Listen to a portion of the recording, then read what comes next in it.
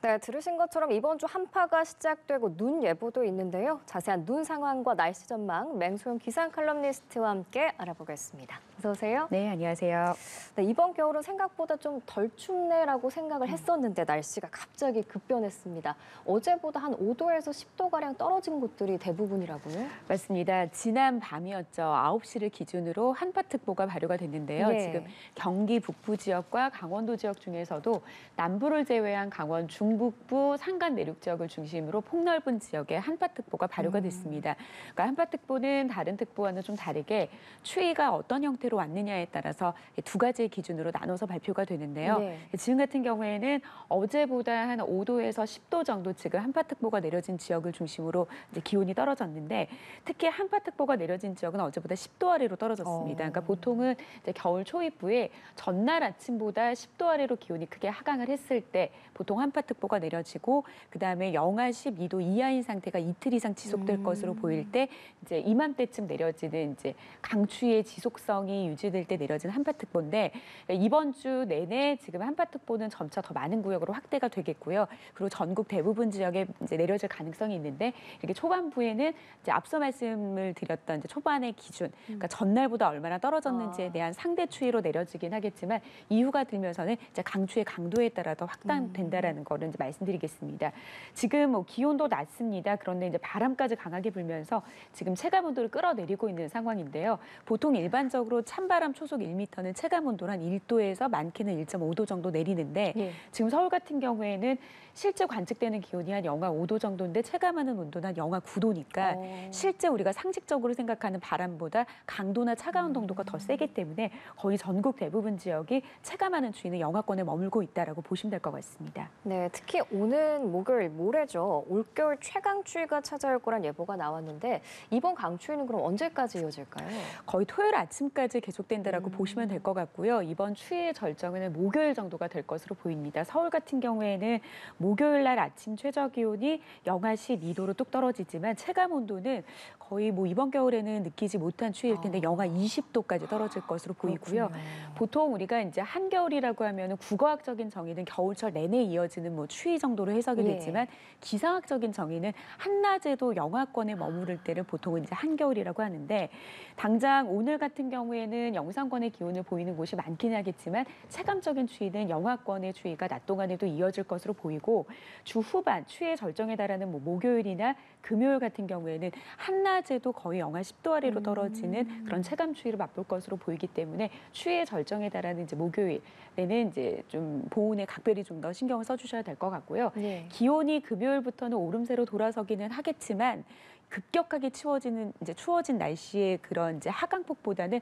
서서히 추위가 풀리기 때문에 좀 그래 이맘때 좀 겨울 날씨 같다라고 느끼는 정도의 날씨는 그래도 한 일요일 낮 정도가 돼야 되지 않을까 싶습니다. 네, 특히 이렇게 갑자기 기온이 내려갔을 때 추위에 오랜 시간 노출이 되면 뭐 저체온증이나 동상 같은 한랭 질환에 걸릴 위험도 커지는데 예방을 위해서는 체온 유지를 좀 어떻게 하는 게 좋을까요?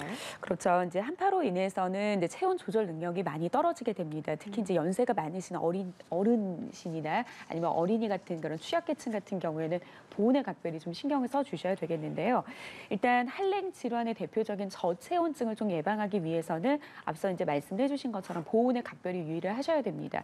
특히 이제 이렇게 날씨가 추워지게 되면은 우리가 좀 두꺼운 패딩 한 벌을 이제 찾기 마련이죠. 예. 그런데 이제 이렇게 두꺼운 겉옷 한 벌보다는 얇은 옷으로 좀 불편하시더라도 여러 벌을 좀 입어주시는 게 좋은 게 뭐냐면 물론 이제 여러 벌을 입었을 경우에 이제 당연히 따뜻하겠다라고도 느낄 수도 있겠지만 이렇게 여러 겹을 입을 경우에는 옷과 옷 사이에 생기는 그런 공기층이 어느 정도 좀 보온의 효과를 더 높여지는 기능을 할 수가 있습니다.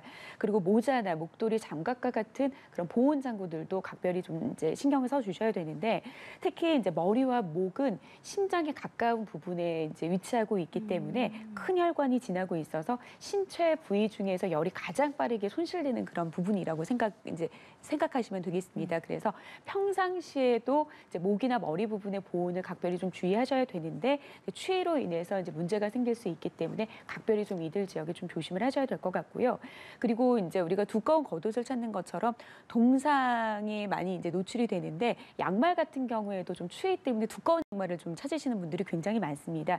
그런데 오히려 추운 날에는 두꺼운 양말이나 이제 깔창과 같은 그런 것들을 착용을 했을 때는 네. 신발이 꽉 조이기 때문에 오히려 땀을 더 많이 발생하게 됩니다. 그래서 땀이 많이 날 경우에는 이제 이런 젖음으로 인해서 발생하는 동상 피해를 입을 수가 있기 때문에 오히려 이렇게 추운 날에는 양말을 신을 때도 이제 땀을 좀 잘 흡수할 수 있는 양말을 신거나 편한 신발을 신는 게 훨씬 더 이제 동상 예방에 좀 예방을 할 수 있다라는 점을 좀 각별히 주의하시면 좋을 것 같습니다. 네, 얇은 옷을 여러 겹 겹쳐서 입으시면 좋다는 점 좀 기억해 주시면 좋을 것 같습니다. 추위 속에 폭설도 비상인데요. 전북 지역에 최대 40cm의 폭설이 올 거라는 예보가 있네요. 맞습니다. 보통 이제 우리나라 같은 경우에는 이제 겨울철에 눈이 내리는 경로가 비구름이 다가왔을 때 기온이 낮게 될 경우에는 비보다는 눈의 형태로 내리게 되고요. 그리고 지금처럼 이제 찬기, 한기가 이렇게 남하를 하게 됐을 때는 상대적으로 따뜻한 서해 바다 위에서 눈구름이 만들어지게 됩니다. 네. 이 눈구름들이 바람을 타고 내륙으로 유입이 되면서 이제 내륙 지역에 눈을 뿌리게 되는데요.